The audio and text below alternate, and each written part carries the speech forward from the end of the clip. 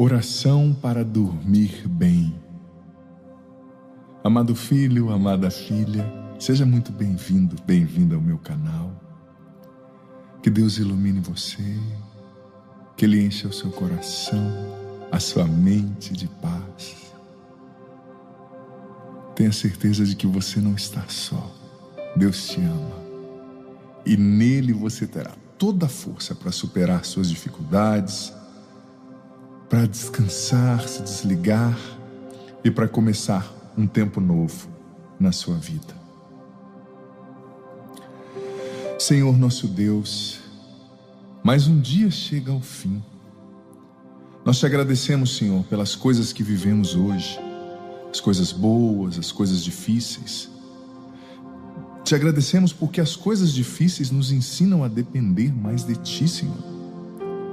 Senhor, nesse momento nós te entregamos de coração todas as dificuldades que estamos enfrentando, as preocupações, as conquistas, os motivos de alegria que vivemos hoje.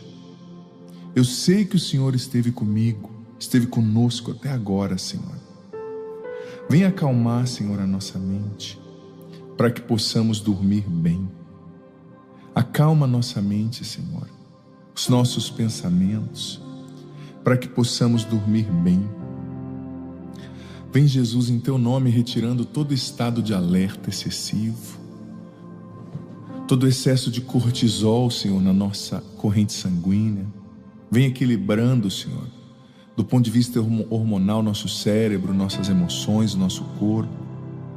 Vem retirar esse estado de alerta, essa resposta de luta ou fuga. Vem acalmar, Senhor, os nossos sentidos, os 5 sentidos. Vem acalmar nossa criatividade, nossa mente, nossas lembranças. Vem centrar o nosso coração em Ti, Jesus. Nós te entregamos, Senhor, tudo o que vivemos nesse dia. Nós te entregamos, Senhor, os nossos medos. Nós te entregamos as dores do nosso coração. Te entregamos as nossas angústias, tudo que rouba a nossa paz. Venha acalma, Senhor, o nosso corpo, nosso coração acelerado. Acalma nossa mente, os pensamentos que estão vindo um atrás do outro. Tantos pensamentos de medo, Senhor. Tantos pensamentos catastróficos, negativos. Medo da morte, pânico. Vem libertar nossa mente. Retira todo medo, ansiedade e angústia da nossa alma. E ajuda-nos a amar, Senhor, e a sempre perdoar aqueles que nos ofenderam neste dia. Nós te entregamos, Senhor, as coisas que ficaram sem resolver.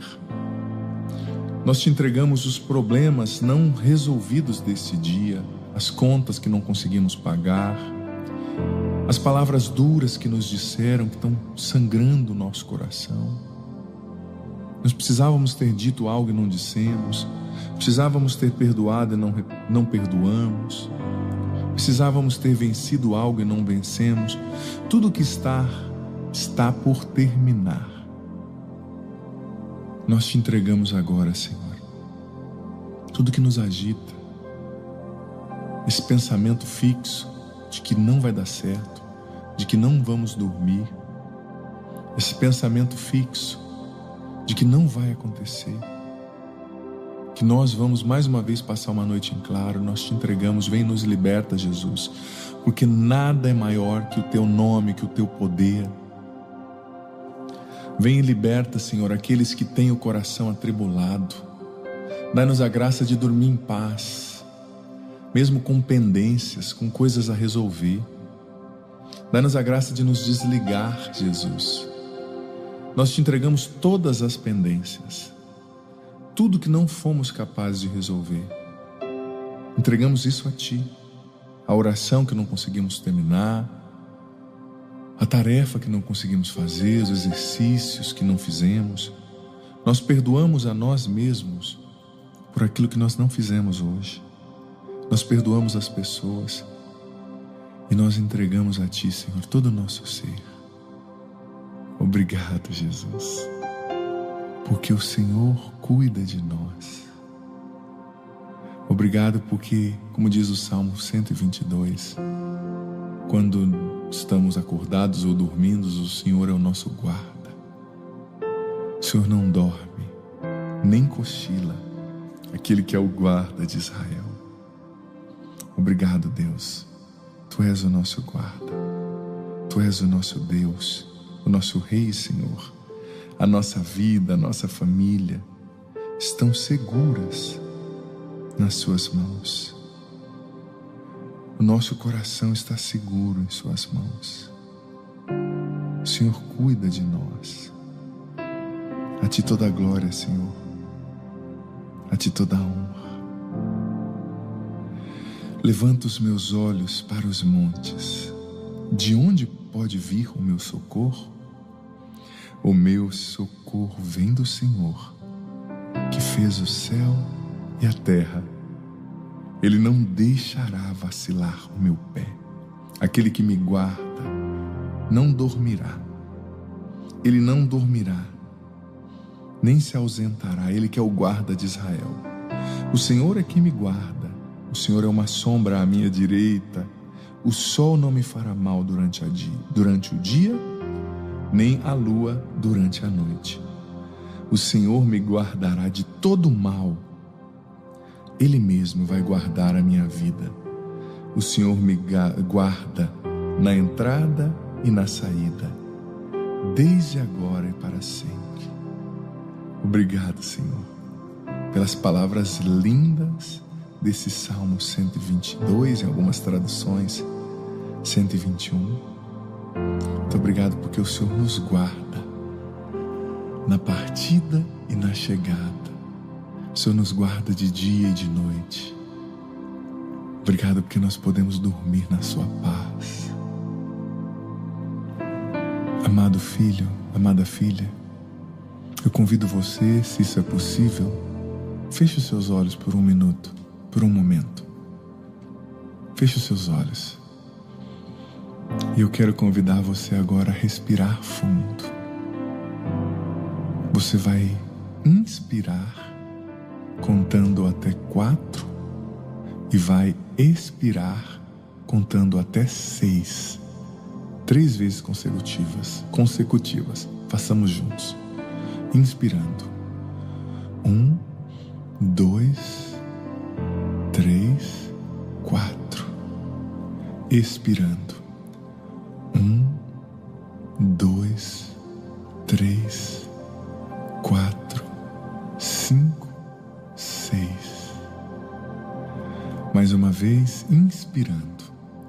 1, 2, 3, 4. Expirando. 1, 2, 3, 4, 5, 6. Inspirando. 1, 2, 3, 4. Expirando. 1, 2, 3, 4, 5, 6. Acalma o seu coração. Eu convido você com seus olhos fechados a viver uma dinâmica de oração comigo. Você vai fechar os seus olhos e você vai se imaginar agora no colo de Jesus. Sim, Jesus está com aquela roupa branca, linda, uma túnica que vai até os pés, branca, resplandecente. Aquele seu cabelo tão lindo, a sua barba, o seu olhar. Vem uma paz no olhar da presença de Jesus, um conforto, uma segurança. E você está agora deitado no colo dele. Você também está com uma túnica branca. A sua expressão é de muita paz, de muita serenidade, de muita confiança, de muita alegria. Você está no colo de Jesus. E você vai respirando bem fundo.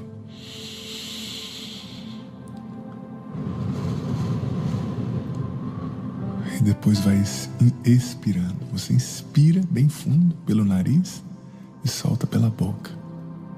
Sem pressa, sem preocupação. Você está no colo de Jesus. E você sente uma alegria tão grande. Você sente uma segurança. Nesse colo você não precisa ter medo. Nesse colo nenhum mal vai te atingir, nem o inimigo, nem as preocupações. E nesse colo você é aceito. É aceita como você é. Jesus te aceita como você está. Jesus te aceita como você é. Ele te abraça. Ele te acolhe com carinho.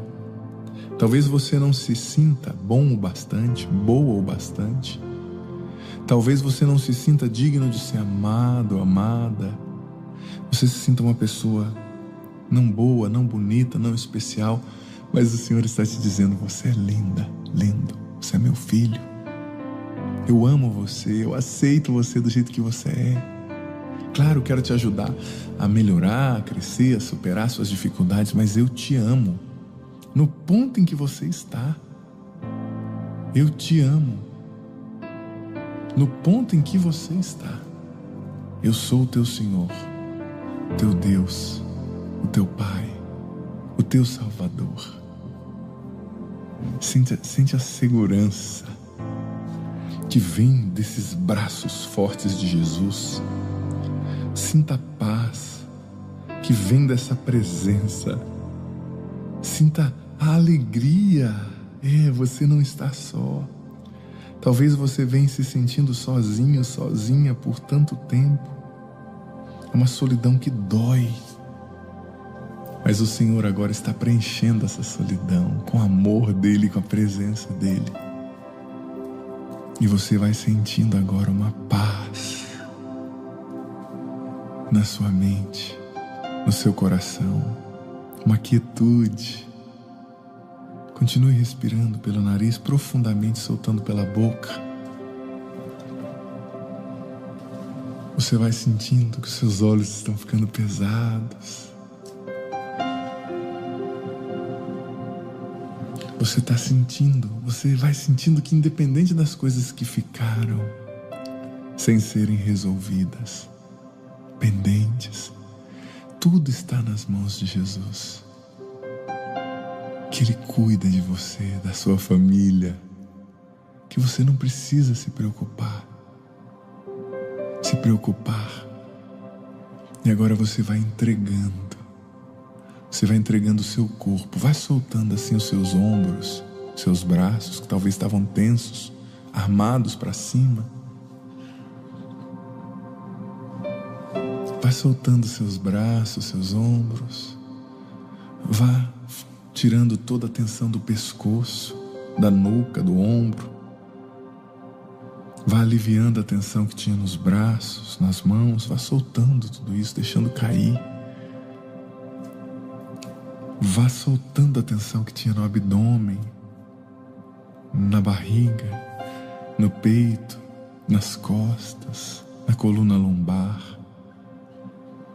Vai soltando essa tensão que existia nos seus quadris, na bacia, nas pernas, no joelho. Vai soltando, entregando o seu corpo nos pés de Jesus, nos ombros, nos braços, no colo de Jesus, aos pés dele, no colo dele. Entrega o seu ser. Vai entregando também a sua mente, seus pensamentos, suas lembranças. Vai entregando suas preocupações. Ele te ama. Tudo está tranquilo, tudo está em paz. Você não está atrasado para nada, atrasada. Somente entrega o seu coração, o seu ser, nesse descanso profundo.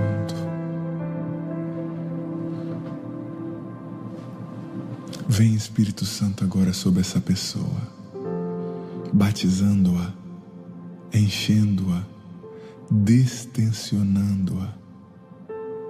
Faça com que esse filho, essa filha tenha agora um descanso profundo, uma paz. Batiza essa pessoa, Espírito Santo, vem sobre ela. Dê a graça a ela agora do repouso no Espírito. Em nome de Jesus.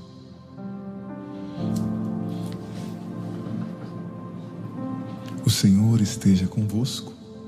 Ele está no meio de nós. Que desça sobre vós, sob a água que vós apresentais, a bênção do Deus Todo-Poderoso sobre o vosso sono, a vossa noite, vosso descanso, Ele que é Pai, Filho, Espírito Santo.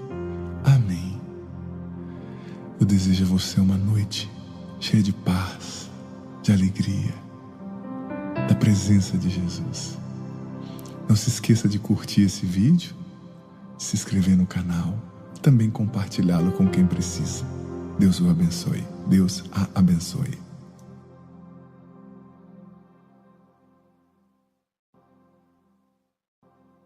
Palavra, contra a nossa família, contra a nossa vocação, derruba as barreiras, Jesus, em Teu nome, liberta-nos de todo mal e nos toca nessa manhã, pela ação do Espírito Santo. Em nome do Pai, do Filho, do Espírito Santo. Amém. Amém. Lucas capítulo 5, versículo de 1 a 9, já introduzo dizendo que ontem o padre fez um apanhado geral, uma introdução geral acerca dos traumas, do que eles eram na nossa vida. Contudo, a partir de hoje, em cada um dos 4 dias que ainda restam nessa semana, o padre vai abordar uma área específica da vida na qual geralmente o trauma nos atinge.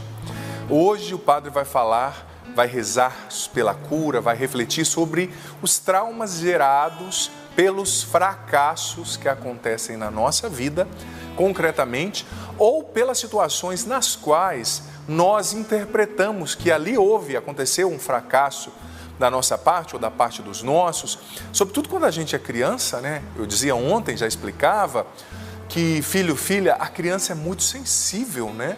Então, às vezes a criança, quando, por exemplo, acontece uma gravidez indesejada e a criança hoje já tem a ciência, né, do pré-natal, que já mostra o tanto que a criança em gestação já recebe, né, essas impressões. Às vezes ela se sente culpada por estar ali no ventre, ela interpreta assim e nasce com esse sentimento de peso, de estar sobrando, de estar incomodando, é uma forma de fracasso, né?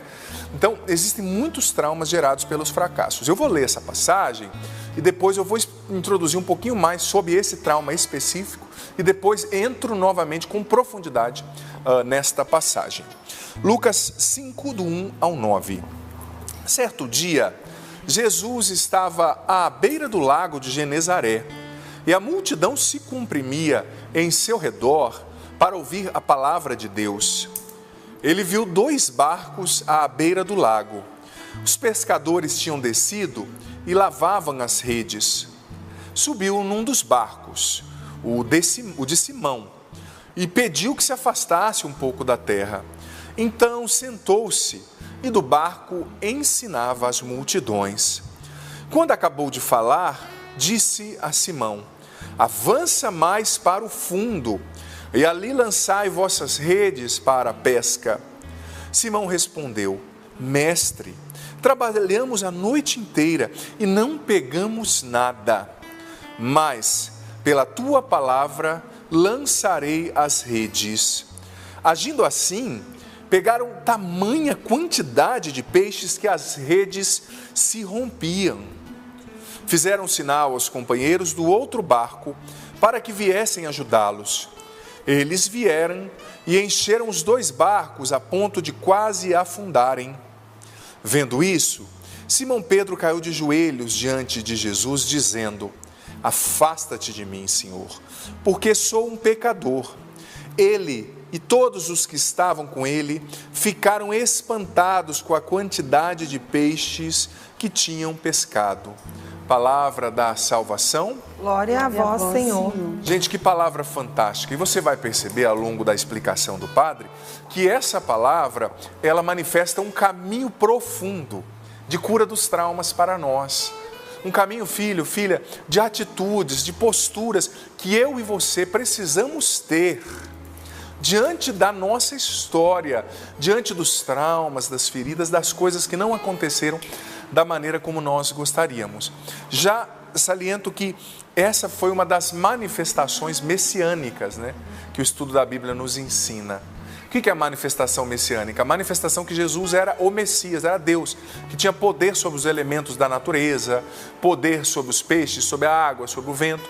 Por isso que o espanto se apoderou ali de Simão e dos seus companheiros. Mas veja bem, essa palavra está falando de um grande fracasso. Porque, veja bem, filho, filha, Simão e seus companheiros, Simão, André, que moravam ali em Cafarnaum, eles tinham uma companhia de pesca. Segundo a tradição, seus pais, o pai de Pedro, tinha alguns barcos, eles eram pescadores profissionais, desde crianças, desde adolescentes. Então, eles sabiam pescar. E mais, eles não pescavam por hobby, eles viviam da pesca, eles eram profissionais. E eles sabiam que qual é o melhor horário para pescar. Quem tem o mínimo de noção de pesca sabe que é a noite, né? A noite é o melhor horário para pescar. Então você imagina o humor de São Pedro ali no outro dia pela manhã, né?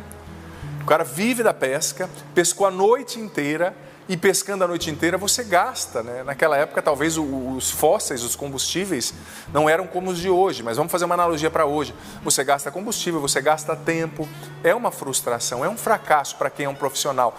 E ele chegou às margens ali do Mar da Galileia, sem ao menos a mistura do outro dia, como a gente costuma dizer, né? Sem ao menos o peixe para comer no outro dia, sabe?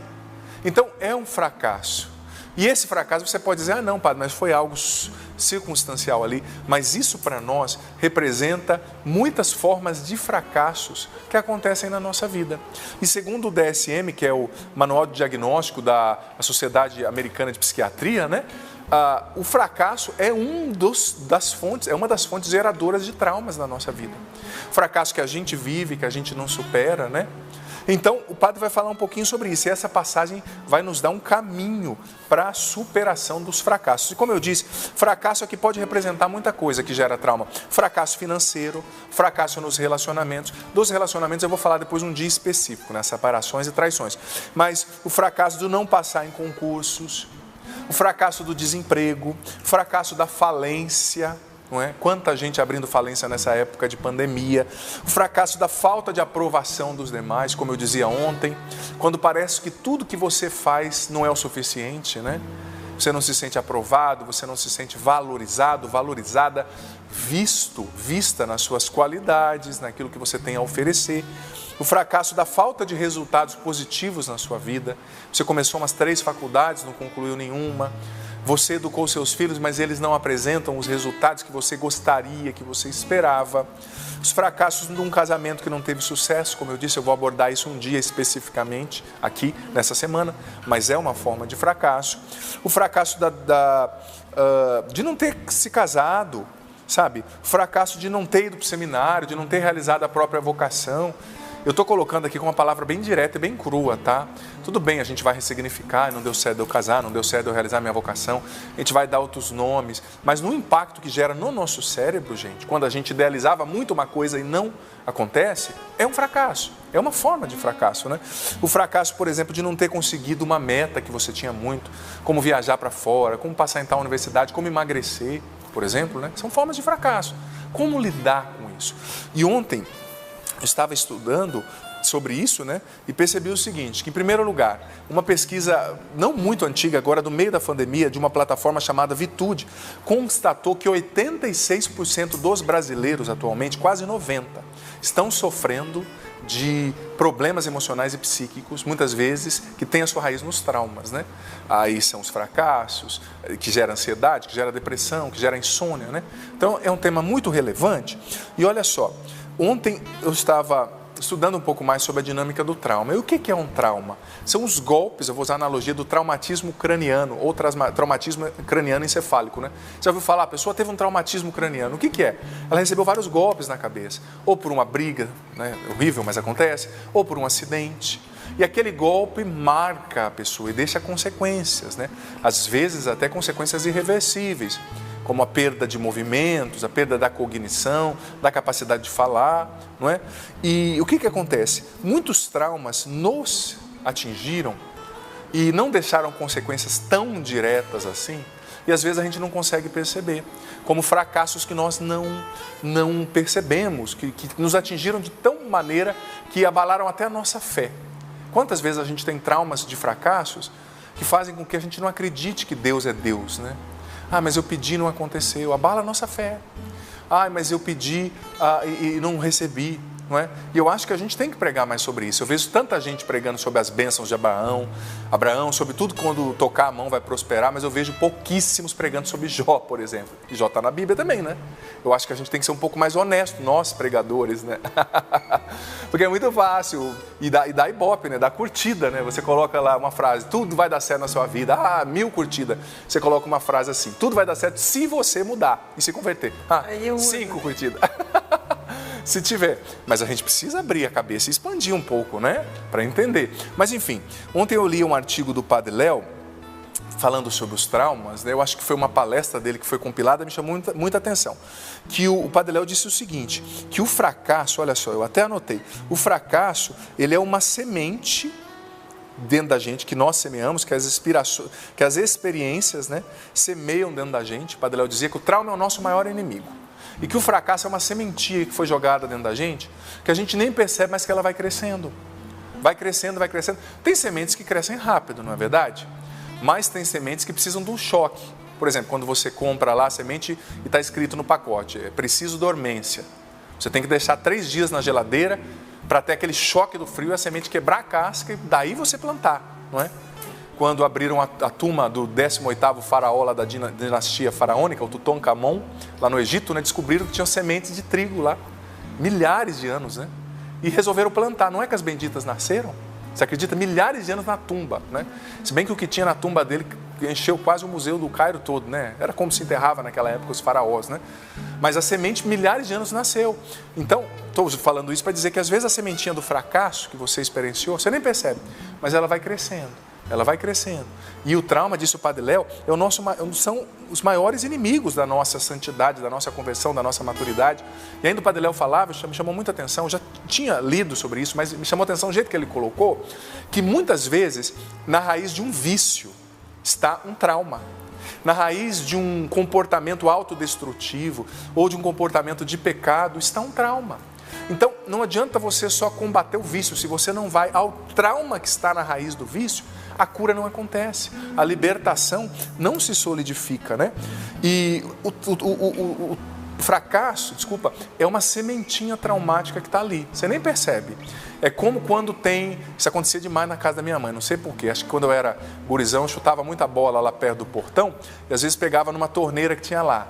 Todo dia eu ia fechar essa torneira, mas ficava vazando uma gotinha. Aí minha mãe falava, você que chutou a bola lá, vai limpar. Eu ia, limpava tudo, mas passava meia hora, estava tudo molhado. Por quê? Porque tem aquela gotinha. É pequeno, mas está ali, pingando, né? Não sei como fazer o barulho de uma gota caindo. Mas às vezes o trauma é assim. É uma gotinha lá dentro de você. Vai influenciando seus relacionamentos. Você, como eu dizia ontem aqui na pregação, leva para dentro do seu casamento o que você não curou. Como o padre disse aqui ontem, o que você não resolve, a vida te devolve lá na frente, né? Você leva para o seu jeito de ser padre, você leva tudo isso para dentro daquilo que você vive. E isso prejudica. Como o Padre Léo dizia, são os nossos maiores inimigos. Para ilustrar isso, antes de entrar na reflexão profunda sobre essa palavra, eu me recordei hoje cedo, preparando essa palestra, que certa vez tenho ainda, né, um grande amigo lá na Baixada Santista, e eu fui celebrar uma missa, acabei me hospedando na casa dele, conheci muito o irmão dele, e peguei amizade e tal, isso eu era padre recém-ordenado, mas eu nem me aprofundei muito com o irmão desse amigo, né? E certa vez ele me ligou, do nada assim, eu estava em casa, me recordo, falando assim, padre, eu estou com o meu carro, em cima de um morro, uma montanha alta que tem lá na Baixada Santista, e disse assim, olha, eu estou desesperado e eu vou me jogar com o carro daqui. E o lugar era muito alto. Imagina, eu padre recém-ordenado, falei, o que eu vou fazer, né? Claro, pedindo a Deus ali no meu coração, a inspiração. E fui conversando com ele, eu vi que ele estava mesmo intencionado a fazer aquilo. Muita gente sofrendo com esses problemas emocionais que desembocam nesse desejo suicida, né? E o suicida, às vezes, como a gente sabe, né, ele não quer se matar, ele quer acabar aquela dor com a qual ele não sabe lidar, né?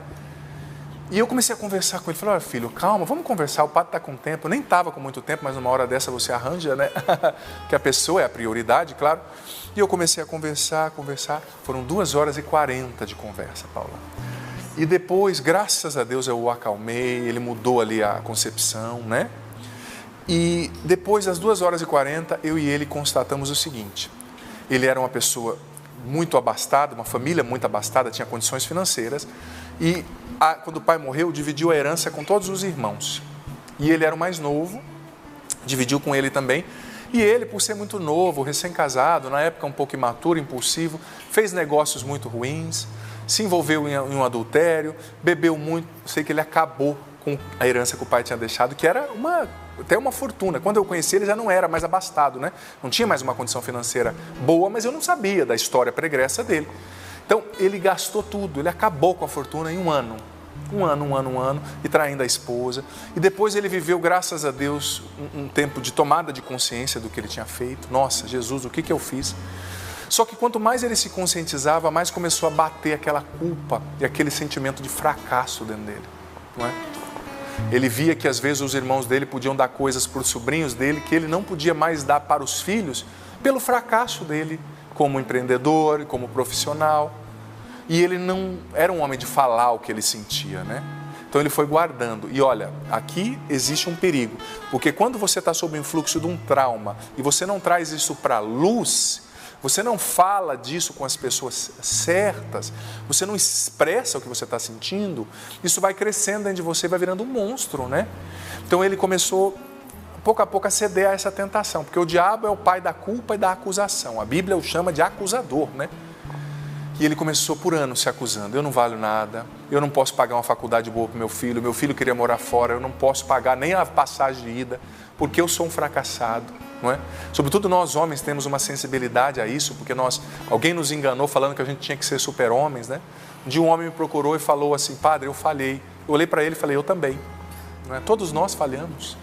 E Deus não desiste da gente por causa disso. Enfim, claro que a falha dele teve consequências ali, ardilosas, atrozes, em todo o enredo familiar teve, mas não é por causa disso que ele tinha que se matar, né?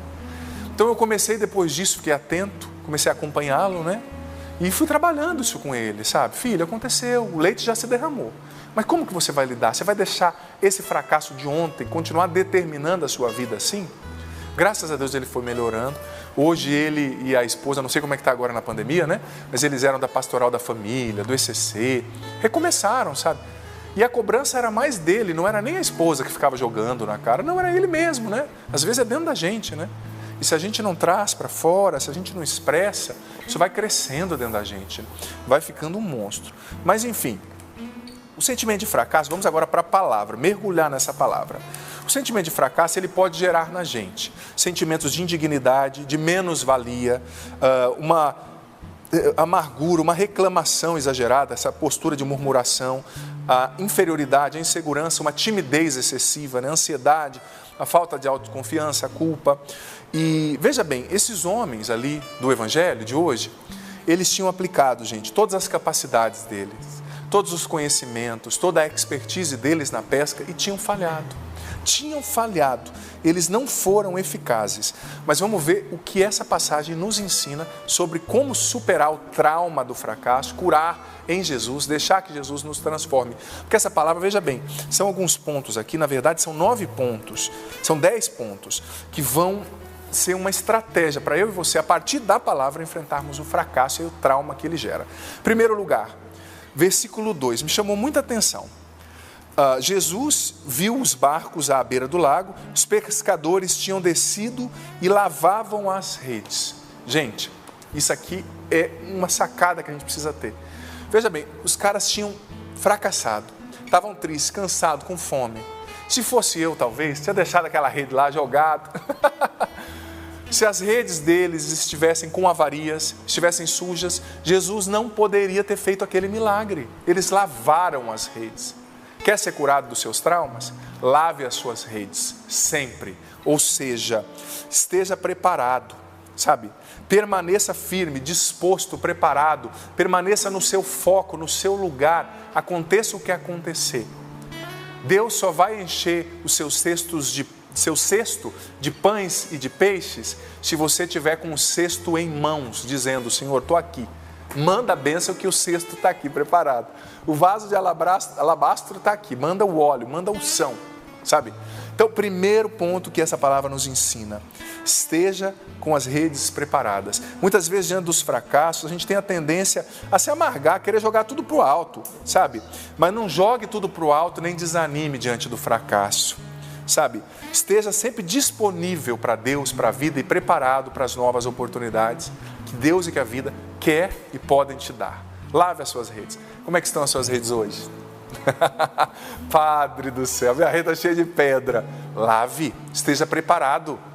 Segunda coisa que essa palavra nos ensina e que eu achei fantástico: não diante de um trauma, porque veja bem, o trauma ele realiza esse movimento de fazer a gente ficar uma autocomiseração, né? A gente olha só para a gente se fecha na nossa dor. Diante de um trauma, não se centre na sua dor, mas continue servindo e sendo um instrumento de bênção para os outros. O versículo 3 diz, ó, isso é uma grande sacada, é uma dinâmica de cura, presta atenção, é o Evangelho nos dando o caminho da cura. A gente acha que cura é só alguém pôr a mão, rezar para a gente e a gente receber passivamente, mas a cura é um processo. Você precisa desterrar os traumas, arrancar essa raiz, essa semente, sabe? Então, ó, não se centre na sua dor, mas continue servindo e sendo instrumento de bênção para os outros. Porque depois de tudo que Pedro e os amigos viveram, Jesus subiu no barco e quis que Pedro o ajudasse. Olha, Deus quis contar com a ajuda de um homem fracassado. Deus quis contar com a ajuda de um homem frustrado. E Pedro prontamente esqueceu tudo, esqueceu o fracasso da noite, pegou Jesus, foi o manobrista ali de Jesus, o condutor de Jesus, diz o versículo 3, olha só. Subiu num dos barcos, o de Simão, e pediu que se afastasse um pouco da terra. Deus pedindo para um homem fracassado: me ajuda, eu quero contar com você. Olha que lindo. Então sentou-se no barco e do barco ensinava as multidões. Pedro não se fechou na sua dor. Pedro não ficou ali contemplando o seu trauma ininterruptamente. Não. Jesus falou: Pedro, está doendo, você fracassou, mas vem cá. Eu preciso que você seja o condutor do barco. Eu preciso que você dirija para mim. Eu preciso que você seja um instrumento de bênção na vida dessa multidão aí, Pedro. Esquece a tua dor e vem me servir. Muitas vezes, filho, filha, diante dos nossos fracassos, nós temos a infeliz tendência de descontar nos outros, sabe? De ser amargos, de falar de qualquer jeito. Ah, se fosse eu, talvez nós aqui, filhos e filhas, nós diríamos assim: ah, Jesus, pede para outra aí, deixa eu ir para casa tomar meu café e chorar minhas pitangas, que eu estou perdido. Pede para outra aí dirigir qualquer barco aí, Jesus, me deixa quieto, que minha noite foi horrível. Mas olha a dinâmica da cura. Isso aqui é uma sacada espiritual, gente.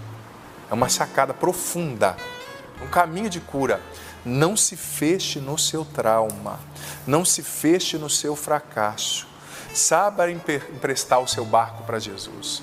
Saiba servir, mesmo quando as coisas não dão certo para você. Muitas vezes a gente entende que quando as coisas não dão certo, a gente tem que parar, ficar chorando as pitangas. Esses dias eu ouvi um especialista, me chamou muita atenção, né? Ele dizendo sobre a dinâmica da insônia, né? É a mesma coisa. Ele diz assim que quando a gente não dorme, muitas pessoas não dormem, elas têm a tendência de falar assim: agora hoje eu vou desmarcar todos os compromissos, eu vou ficar em casa, porque afinal eu não dormi mesmo. E esse especialista dizia que é o contrário. Aí que você tem que manter e gastar energia para na outra noite você ter aquele apetite de sono, aquela vontade de dormir. Porque se você fica parado à noite, você não vai dormir de novo, né? E eu achei tão interessante, às vezes a nossa tendência é estacionar no nosso fracasso, na nossa dor, no que não deu certo, na insatisfação, porque o fracasso também starta um processo de insatisfação, não é verdade? A minha irmã conseguiu, padre, eu não consegui. Minha prima engravidou, eu não engravidei. Eu respeito a sua dor, eu respeito o seu suposto fracasso, mas você não tem o direito, filho, filha, de estacionar nesse fracasso, não.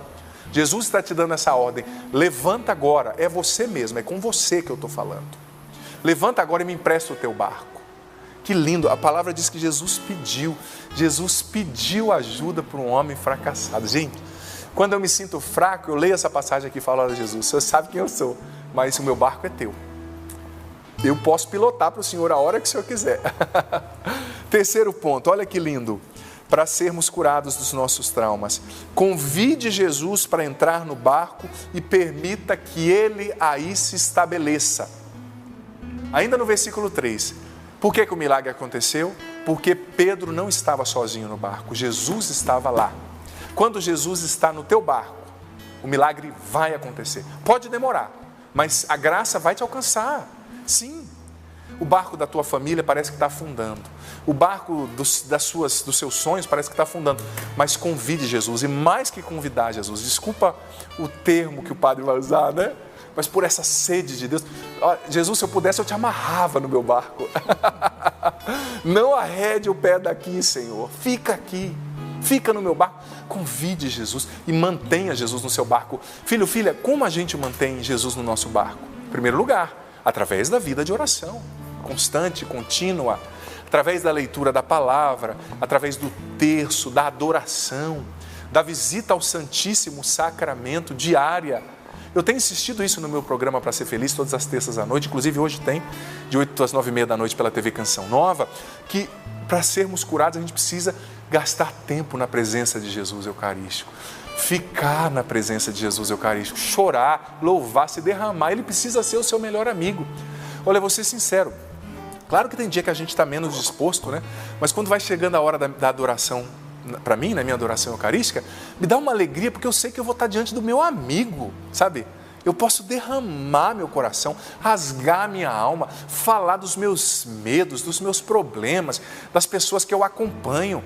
É um ponto forte do meu dia, claro, a Eucaristia, a missa que eu celebro também, eu sou sacerdote, mas, gente, como é bom ali estar diante do Santíssimo. Ai, que coisa maravilhosa. Tem dia que dá vontade de não sair dali, só que a gente tem que descer do monte e trabalhar, né? Mas é muito bom. Então, mantenha Jesus no seu barco. Entenda bem a brincadeira, né? Se você puder, amarre Jesus aí no seu barco. Porque se Jesus estiver no barco, filho, filha, aconteça o que acontecer. Não importa o tamanho do fracasso, a pesca vai ser milagrosa e abundante. Quarto ponto que essa palavra nos ensina. Observe pacientemente e deixe o Senhor trabalhar. Espere a hora de Deus. O que Pedro fez inicialmente? Depois, você vai ver aqui que o padre vai dizer também, Jesus pediu de Pedro algumas atitudes, mas até então, o que Jesus pediu de Pedro? Nada. Pedro, aliás, pediu ali para ele levar o barco e tal, mas ativamente, Pedro não teve que ir lá ajudar Jesus no discurso. Pedro só foi o burrinho ali que entrou com Jesus em Jerusalém fazendo análise, né? Mas Pedro observou Jesus. Ele deixou Jesus fazer. Ele esperou pacientemente a hora de Deus. Pedro não tinha ideia que Jesus iria levá-lo novamente para pescar e que a pesca seria milagrosa, abundante. Pedro estava prestando um serviço de bom coração, com reta intenção. E ele observou, às vezes na vida da gente, para nós sermos curados profundamente dos nossos traumas, dos fracassos, a gente tem que manter Jesus dentro do barco, como eu disse, na oração, mas tem que observar, deixa Deus trabalhar. Você já rezou? Então deixa Deus trabalhar. Às vezes a gente atrapalha Deus. A pessoa fala, padre, muda meu marido. Aí ela vai lá e solta 2h30 de palavra ininterrupta em cima do marido. E o marido estava meditando algo que Deus falou para ele anteontem, ainda no coração, e ela vai e joga um balde em cima, né? Com todo respeito a você que sofre com o marido, eu sei que tem maridos que não são fáceis, né? Mas deixa Deus trabalhar, espera a hora de Deus, observa pacientemente. Sabe, tem uma frase de Santa Joana Francisca de Chantal, na qual ela diz, olha, mantenha os seus olhos em Deus e deixe-o fazer para Ele, porque o manter os seus olhos em Deus é tudo com o qual você tem que se preocupar. Só isso tem que ser o motivo da sua preocupação.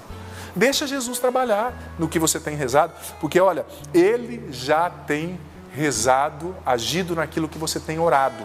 Você não viu ainda, mas Ele já está fazendo. Então, observe. Pedro com certeza ficou se deleitando, né? Pedro ouvindo as palavras daquele homem ali, a hora que Jesus pediu, ele falou o que você quiser, depois do que você falou aí, né? Por quê? Porque ele estava observando, ele estava deixando Jesus performar o milagre, né?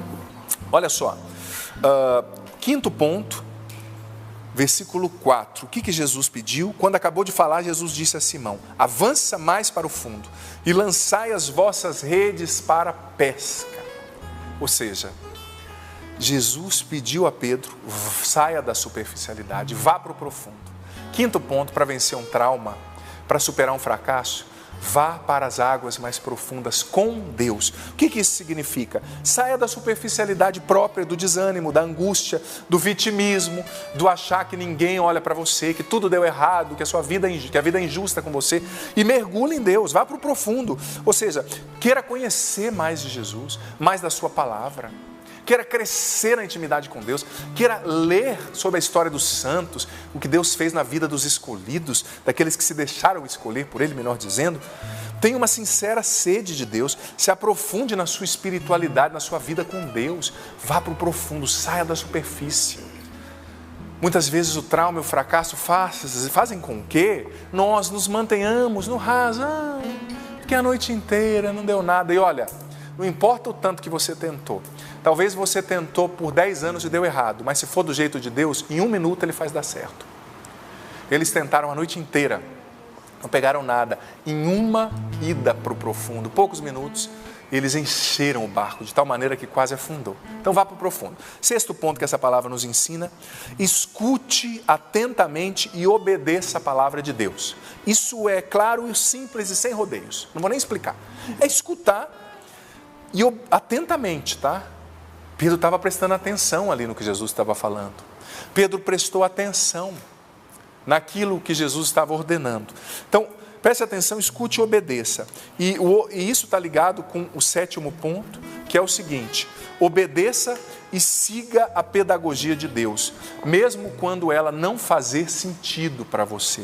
Quando ela não faz, melhor dizendo, sentido para você.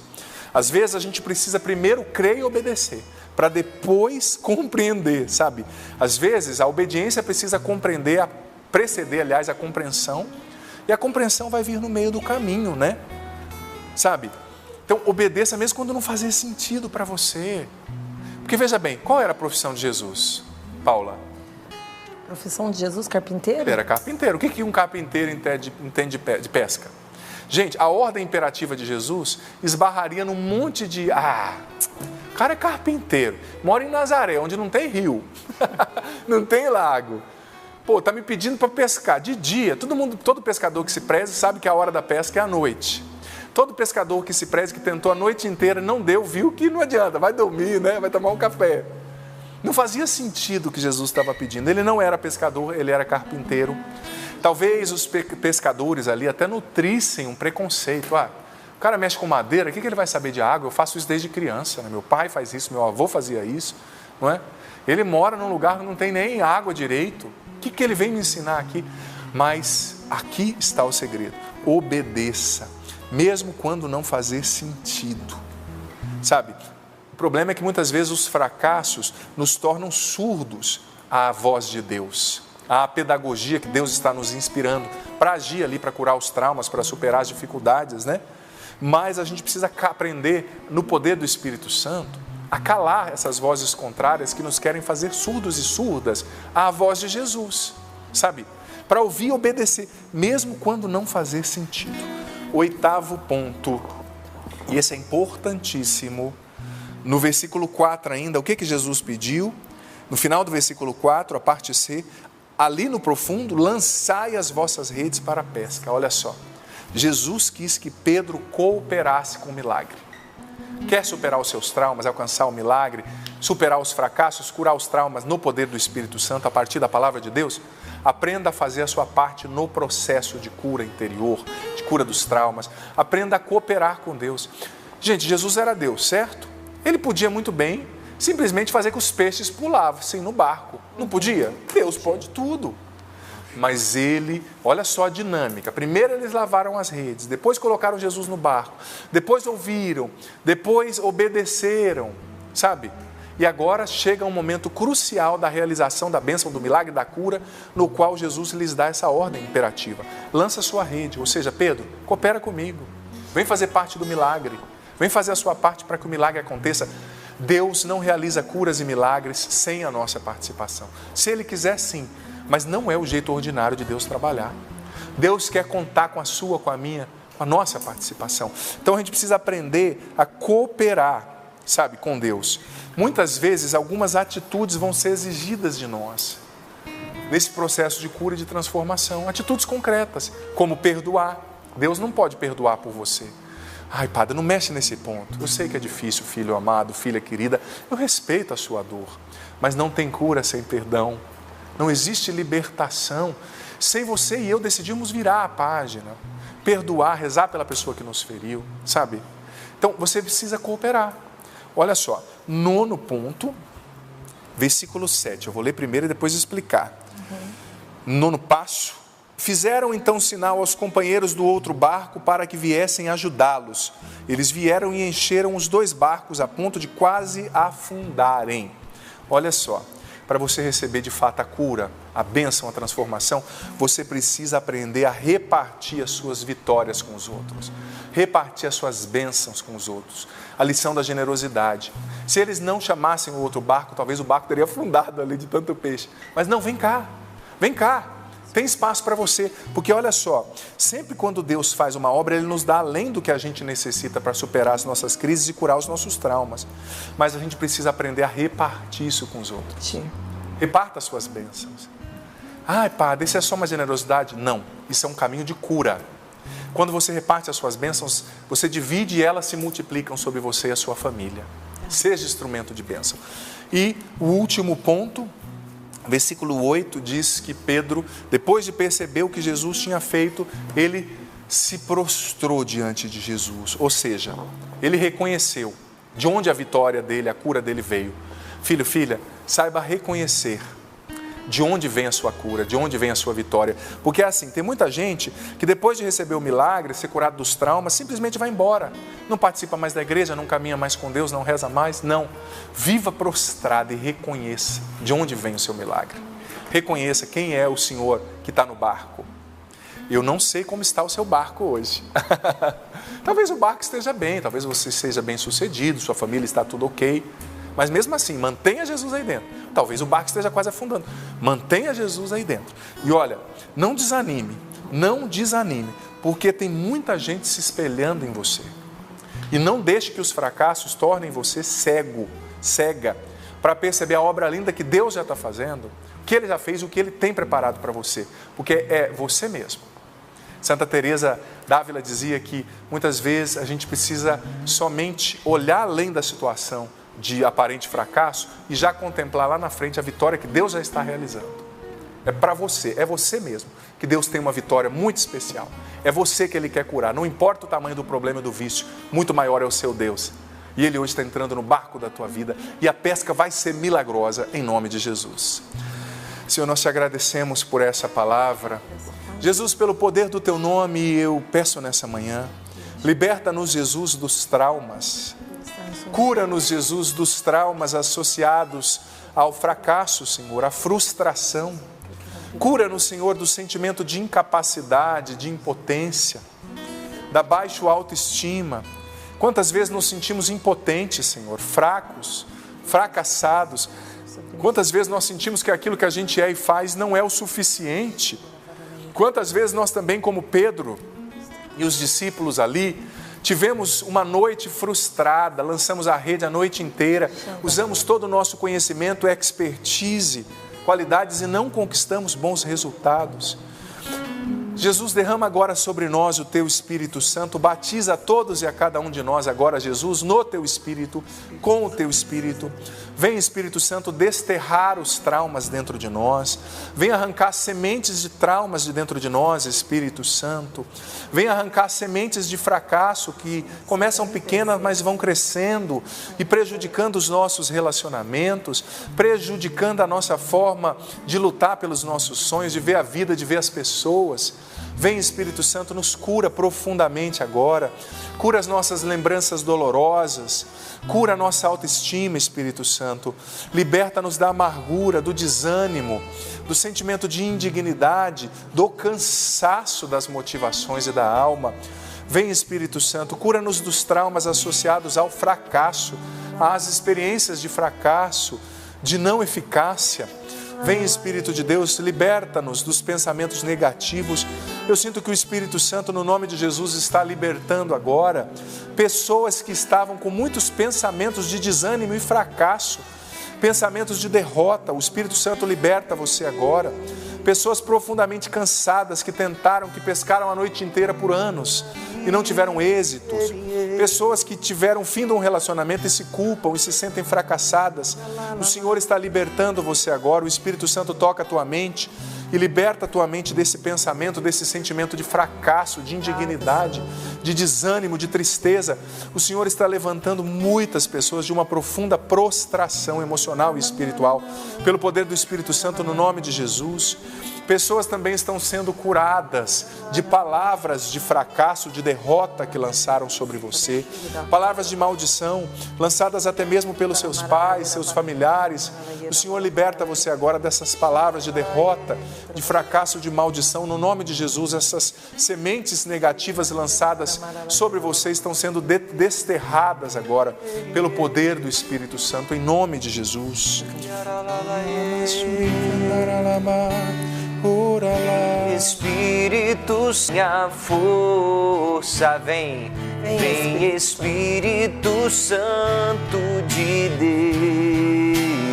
Deus, vem Espírito Santo de Deus, com tua força, com tua força, com tua força, com tua força, com tua força.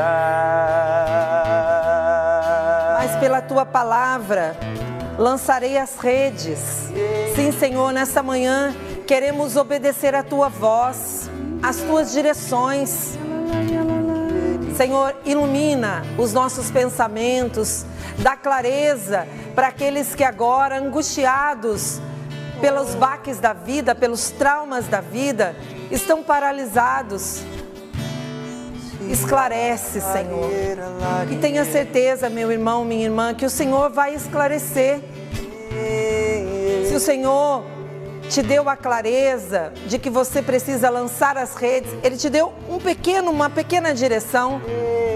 Hoje é dia de obedecer. Mas pela tua palavra eu lançarei as redes. Você que estava assim profundamente desanimado, mas sabe que precisa levantar da cama. Então você vai levantar. Você vai levantar. O Senhor vai te dando clareza das atitudes que você precisa tomar. Você percebe que as palavras que você tem usado dentro da sua casa não têm sido eficazes, você tem sido agressivo. Então chegou a hora de parar com essas palavras. Direção concreta para o Senhor, para você, do Senhor. Obrigada, Jesus, porque o Senhor vai dando clareza. Clareza para uma mãe que estava profundamente atarefada, cheia de roupas aí. Você está na área de serviço, com o tanque cheio, com a máquina cheia, as roupas cheias e o pensamento cheio, a cabeça está cheia, preocupada. Mas o Senhor vai dando direção, clareza. Primeiro, Ele te dá paz, segurança, de que Ele está no barco. Obrigada, Senhor, por essa manhã em que o Senhor vai visitando essa família e vai indo além das dificuldades. O Senhor não para nos problemas. O Senhor, quando reúne um povo, o Senhor quer curar. O Senhor manifesta poder. Obrigada, Senhor, pelas curas que o Senhor vai realizando físicas nesta mulher. Amém, Senhor. E em tantas pessoas que hoje acompanhando, você que está no agito da vida,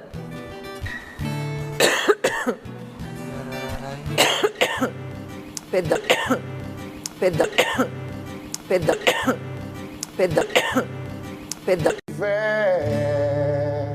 lá comigo estarás. Senhor, muito obrigado por essa segunda-feira, primeiro dia civil da nossa semana. Nós te glorificamos porque essa semana vai ser uma bênção. Nós te glorificamos porque esse dia já está sendo e será uma bênção para todos nós. Obrigado porque a tua palavra nos diz que somos mais que vencedores em ti. Nós consagramos a ti, Jesus, esta semana. Nós consagramos a ti, Virgem Maria, a ti, São Miguel Arcanjo, esta semana. E nós pedimos, vem Espírito Santo agora abrir nossos ouvidos, nossa percepção, nosso entendimento para receber essa palavra. Nós já te pedimos, Espírito Santo, liberta-nos da ansiedade, da agitação interior, dos desequilíbrios do nosso temperamento. Vem Espírito Santo abrindo o caminho para a graça de Deus em nós. Coloca tudo em ordem dentro de nós nessa manhã. Eu te invoco, Espírito Santo, conduza-me nessa reflexão. Nós precisamos de Ti. Rogai por nós, Santa Mãe de Deus, para que sejamos dignos das promessas de Cristo. Você pode repetir depois do Padre, por gentileza, meus irmãos aqui, você em casa?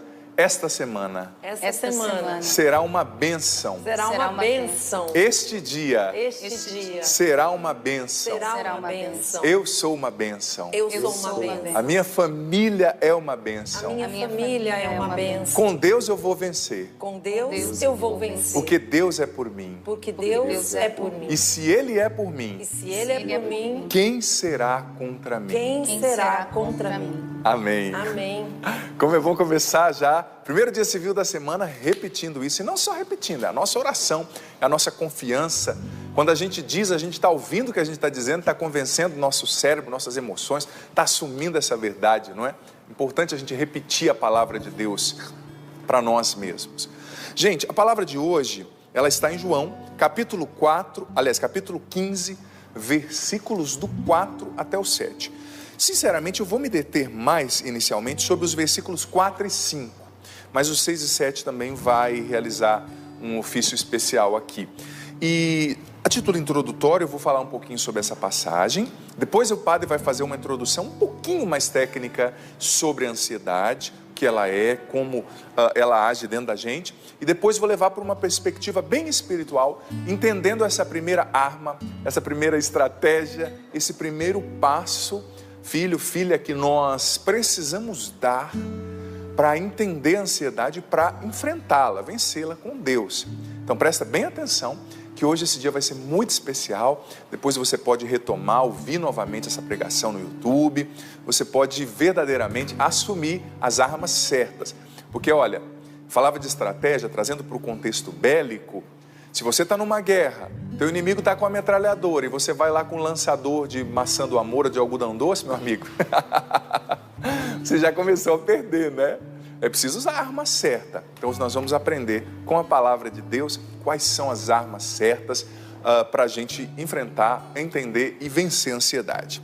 João capítulo 15, a partir do versículo 4, Jesus dizendo: permanecei em mim e eu permanecerei em vós. Como o ramo não pode dar fruto por si mesmo, se não permanecer na videira, assim também vós não podereis dar fruto, se não permanecerdes em mim. Eu sou a videira, e vós os ramos. Aquele que permanece em mim, como eu nele, esse dá muito fruto, pois sem mim nada podeis fazer. Guarde bem essa frase que Jesus está dizendo. Final do versículo 5.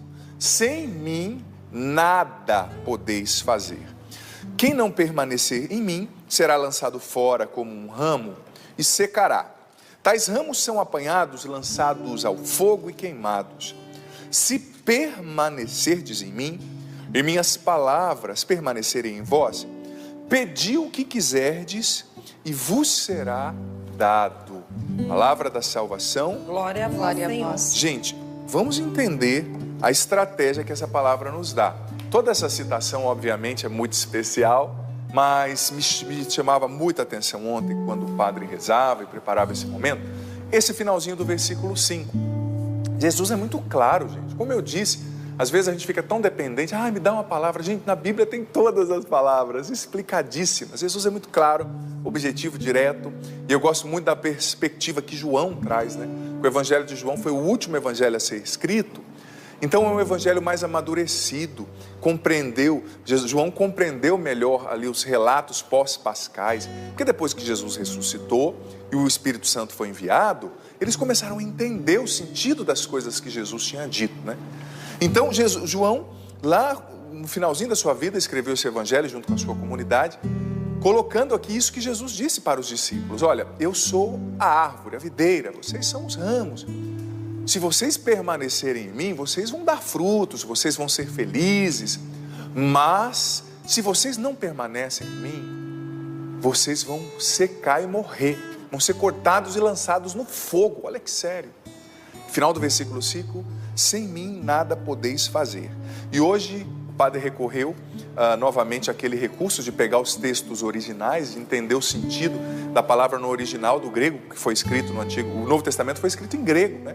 Então a gente pega as palavras originais, que a gente percebe sentidos que a tradução para o português, para outras línguas, foi deixando desapercebido, né? Então veja bem, quando Jesus disse, sem mim nada podeis fazer, a palavra nada podeis fazer, do grego antigo com o qual foi escrito, era o seguinte, dinasté poien ouden, quer dizer o seguinte, sem mim você é capaz de fazer nada. É o contrário, né? O grego às vezes trabalha com esse sentido. Ou seja, sem mim você é capaz, não ponto, vírgula, de fazer nada. E você sabe o que isso queria dizer no original? O sentido disso no grego original? Olha só, podia ser traduzido, podia significar o seguinte, tudo que você fizer sem mim, Jesus dizendo, sem oração, não vai ter alma, não vai ter consistência, não vai ter fundamento, não vai durar e não vai ter eficácia. Isso que queria dizer, dinasté poien ouden, será como vento. Você não pode construir uma coisa com vento. Como você constrói uma casa? Usando tijolos, usando pedras, usando um fundamento, a fundação ali, com concreto. Alguém pode construir a casa sob o vento? Impossível. Apesar de no passado pessoas tentarem estocar o vento, a gente vê que isso não é possível, né? A gente vê que não dá para estocar vento, não dá para construir com vento, né? A gente constrói sob um alicerce sólido. Então essa palavra, o nada podeis fazer, significava o seguinte, que sem a oração, sem Jesus, sem estar firmado na árvore, tudo que você fizer vai ser como tentar agarrar o vento, vai ser como tentar edificar uma casa sobre o vento, ou seja, sobre o nada. E mais uma vez, repito, tudo que você fizer sem mim, sem rezar, não vai ter alma, não vai ter consistência, não vai durar, não vai ter eficácia, não vai ter fundamento. Ou seja, se Jesus não for o centro de tudo, se tudo que você faz não estiver firmado na oração, tudo que você faz não vai ter resultados positivos. Você pode até fazer, e muitas vezes o que está na raiz da ansiedade descontrolada é de fato o ativismo, né? A pessoa que faz, tem gente que é viciada em fazer. E quando ela não tem o que fazer, ela inventa. A pessoa trabalha tanto, está sempre fazendo. No dia de folga, ela dá um jeito de responder e-mail, ela dá um jeito de ressuscitar um problema de 3 meses atrás para resolver, ela dá um jeito de começar a gravar áudio, porque a cabeça dela viciou no ativismo. E isso gera ansiedade. Talvez você é uma pessoa que faz, mas não tem eficácia. Olha, eu costumo explicar sempre, a Val que gosta de logística, ela vai entender bem. Existe uma diferença entre eficiência e eficácia nos procedimentos. O que é eficiência? É você saber fazer. E o que é eficácia? É você saber fazer tendo resultados. Porque o que adianta você saber fazer, mas não ter resultado? Eficiência é você saber fazer, é você ter o procedimento. Você sabe como constrói, olha só, essa bancada de madeira aqui, tá ouvindo o padre bater, ó? É você saber como faz essa bancada de madeira. Você sabe como faz, isso é eficiente. Mas talvez mesmo sabendo como fazer, no final o resultado não vai ser bom. Chega aqui, a bancada vai ficar manca, ou vai quebrar aqui, vai cair na perna do padre, ou não, vai ficar assim, sem consistência. Essa bancada é fantástica, mas se ela tivesse torta, todas as vezes que eu fizesse assim, eu ia me sentir desconfortável, talvez me perdesse na pregação. Olha só, por quê? Porque quem fez tinha eficiência, mas não tinha eficácia. Eficiência vem da habilidade humana, eficácia vem da oração, vem de Deus. Só Deus dá eficácia. Talvez você é uma pessoa muito eficiente. Padre, eu tenho feito tanto, eu tenho lutado para ser uma boa mãe, eu tenho lutado para ser um bom profissional, eu tenho lutado para ser um bom padre. Eu tenho eficiência, mas eu não tenho eficácia, padre. O resultado não está vindo. E o que é pior, padre, eu estou ficando ansioso, eu estou ficando desgastado, cansado. Sabe, padre? Porque resultado não tem a ver só com fruto também. Tudo bem, eu fui pregar, as pessoas foram tocadas. Mas o que adianta você pregar, por exemplo, contra um pregador, As pessoas serem tocadas e depois você ficar 15 dias com transtorno de ansiedade, não conseguindo dormir. Isso não é eficácia. Porque eficácia não é só o resultado externo. Sabedoria não tem a ver só com o que você entrega para fora, para os outros, mas tem a ver com a maneira como você se administra. O que adianta você ser um profissional bem-sucedido se você está destruindo seu casamento? Salário nenhum no mundo, sucesso profissional nenhum no mundo compensa o preço da destruição de um casamento e de uma família, da deseducação dos seus filhos, né? Então, sem mim, você é capaz de fazer nada. Dinasté poyen oden. Você está construindo sem consistência sob o vento, não vai durar, não vai ter resultado. Então, tendo colocado o pressuposto aqui, o primeiro tijolo dessa reflexão, que é sobre essa palavra, guarda essa palavra aí, guarda o que o padre já falou aqui. Eu vou voltar a refletir sobre a oração, sobre essa palavra daqui a pouquinho, vou voltar, guarda aí. Mas agora eu quero falar um pouquinho sobre a ansiedade do ponto de vista técnico, tá? Não perca de vista essa passagem. E você já entendeu que a estratégia que eu estou colocando aqui, você já entendeu que o primeiro pilar que eu estou colocando para a gente enfrentar a ansiedade é a oração. É a oração. Sem rezar, ninguém se administra melhor e ninguém vence a ansiedade.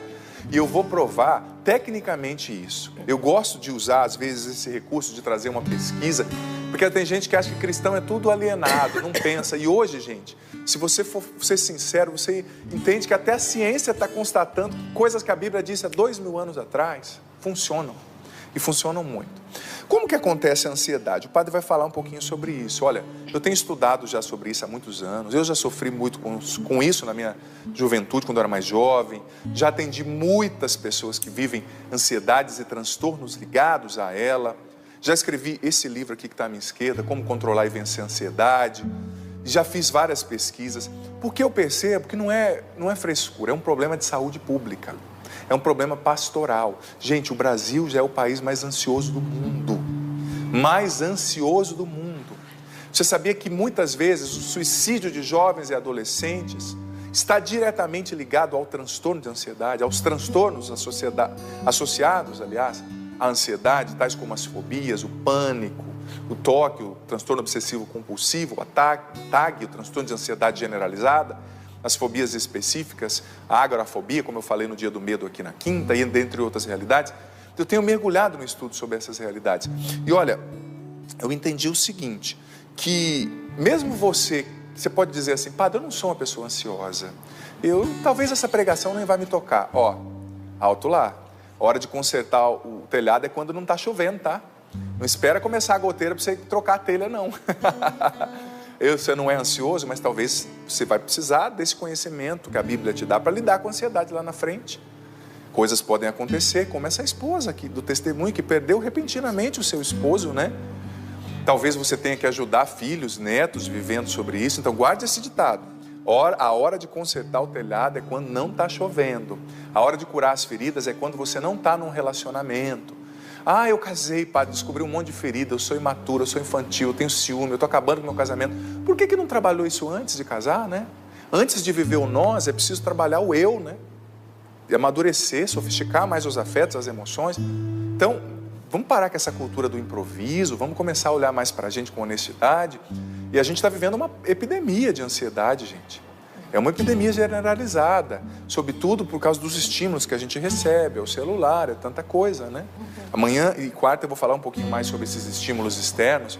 Mas enfim, eu fui percebendo, gente, que hoje o que a gente mais precisa para ser feliz não é nem tanto algumas habilidades técnicas e conhecimentos. Eu vi uma pesquisa, Paula, tão interessante de uma revista americana muito famosa que dizia o seguinte, que somente 13% dos profissionais de grandes empresas que perdem o emprego, perdem por causa de falta de conhecimento técnico, intelectual, doutorado e mestrado, mas 87% perdem o emprego por falta de habilidade emocional, de inteligência emocional. As empresas não procuram só o QI, né, que é o quociente ou coeficiente de inteligência, mas o QE, que é o quociente ou coeficiente emocional também, né? Então isso está impactando a vida da gente, casamentos sendo destruídos, porque a pessoa é impulsiva, não sabe ter paciência com o outro, não sabe conversar. A ansiedade gera comportamentos ansiosos, em vez dela jantar conversando com o marido, está sempre no celular, está sempre querendo saber a última fofoca, está sempre querendo saber a roupa que a prima usou no casamento, né? Está deixando de conversar, sem diálogo, um relacionamento morre. A ansiedade está nos roubando a capacidade de viver as coisas simples da vida. Conversar com o marido, com a esposa.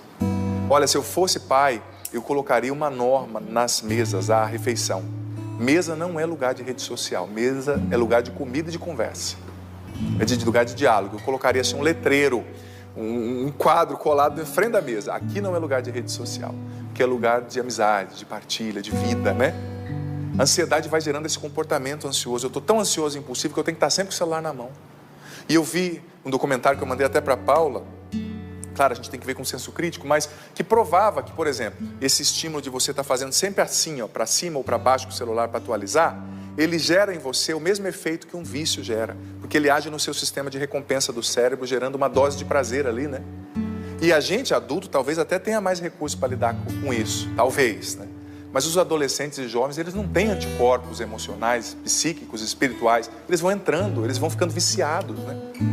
Então, gente, são muitos estímulos. Mas é preciso entender que a ansiedade é uma emoção humana normal, né? É aquela resposta de luta ou fuga. Ou seja, quando o cérebro, quando a amígdala, que é uma parte do cérebro ali, o cérebro mais antigo, reptiliano que a gente chama, percebe que tem uma ameaça, ela dá um sinal para a suprarrenal que gera uma descarga de adrenalina, né, na corrente sanguínea que vai para o cérebro, faz a gente estar sempre naquele estado de alerta, né? Aquele estado, naquela resposta de luta ou fuga, que a psiquiatria chama. E é interessante que dentro do cérebro da gente existe um mecanismo muito interessante. O sistema nervoso central controla as nossas emoções em geral, mas existem subsistemas. O sistema simpático, que não é nada simpático, porque ele é responsável por gerar essa descarga de adrenalina, de alerta, de estar sempre preocupado. E tem o sistema parasimpático, que é justamente o paraquedas desse sistema simpático, que é o responsável por deixar a gente agitado e ansioso.